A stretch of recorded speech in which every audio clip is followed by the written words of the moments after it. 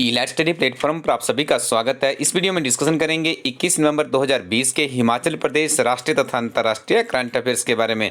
Video की शुरुआत करने से पहले आपको बता दें, जूनियर ऑफिस असिस्टेंट की परीक्षा के लिए आप इलाइट स्टडी प्लेटफॉर्म की किताब के साथ अपनी तैयारी को आगे बढ़ा सकते हैं। काफ़ी महत्वपूर्ण किताब है। इस किताब में आपको 60 चैप्टर्स और 549 पेजेस की ये किताब है। साथ में आप इलाइट स्टडी प्लेटफॉर्म के करंट अफेयर्स तथा अन्य किताबों के साथ भी अपनी तैयारी को आगे बढ़ाइए।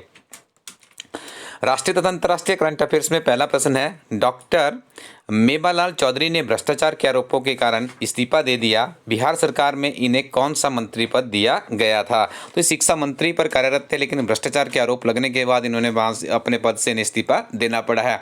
हाल ही में एनडीए और जेडीयू के गठबंधन में एक सरकार का निर्माण हुआ है। बिहार राज्य की यदि बात करें, नीतीश कुमार 7वीं बार वहाँ पर मुख्यमंत्री बने हैं।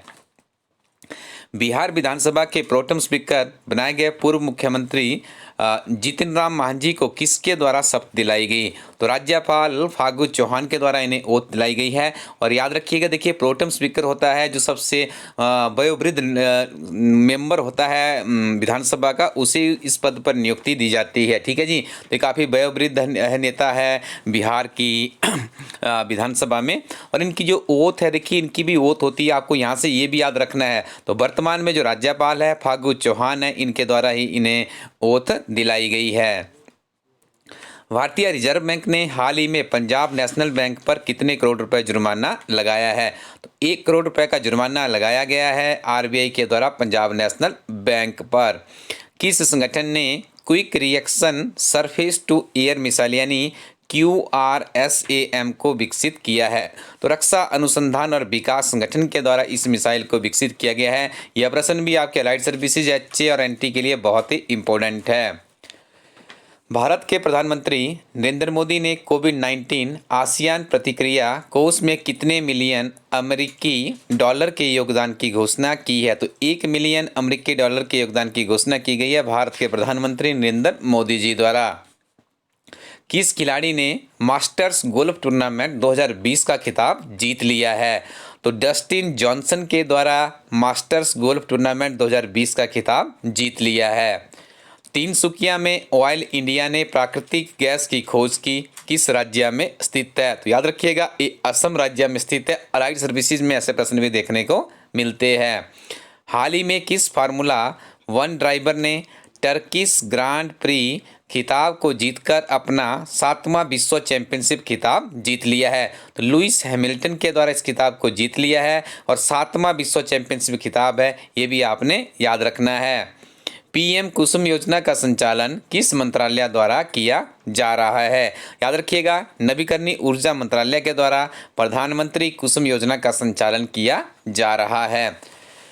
आगे डिस्कशन करेंगे हिमाचल प्रदेश के बहुत ही महत्वपूर्ण करंट अफेयर्स के बारे में। पहला प्रश्न है, हिमाचल में राज्य के किसानों और बागबानों की सुविधा के लिए तरल बोरोनिड, calcium nitrate, nutri plus, ammonium sulphate और बोरोनेटेड कैल्शियम 5 उत्पादों का उत्पादन किसके द्वारा किया जा रहा है? तो Gujarat state fertilisers and chemicals limited company है, इसके द्वारा निर्माण किया जा रहा है।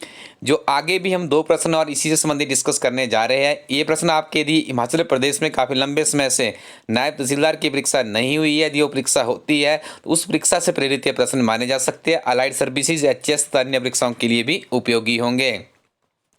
तरल बोरोनिडेड कैल्शियम नाइट्रेट उर्वरक का शुभारंभ किसके द्वारा किया गया? तो मुख्यमंत्री जयराम ठाकुर जी द्वारा इसका इनॉग्रेशन किया गया। यह आत्मनिर्भर भारत अभियान के अंतर्गत हिमफेड और Gujarat state fertilisers and chemicals limited के संयुक्त उपक्रम का हिस्सा है।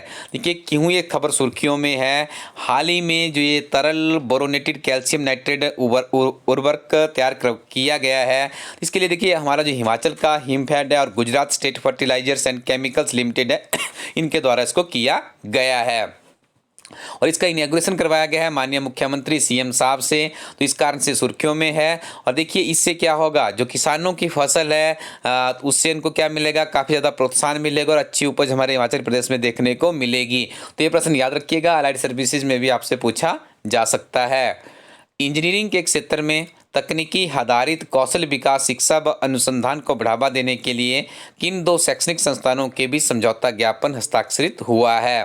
तो राष्ट्रीय प्रौद्योगिकी संस्थान है हमीरपुर और हिमाचल प्रदेश तकनीकी विश्वविद्यालय के बीच में टेक्निकल यूनिवर्सिटी भी आपकी कहाँ पर है? हमीरपुर में ही है। इन दोनों जो बड़े उच्च स्तरीय शैक्षणिक संस्थान हैं इनके बीच में एक समझौता ज्ञापन हुआ है, जिसमें इंजीनियरिंग के क्षेत्र में टेक्नोलॉजी को क्या होगा, कौशल विकास और शिक्षा व अनुसंधान को बढ़ावा दिया जाएगा।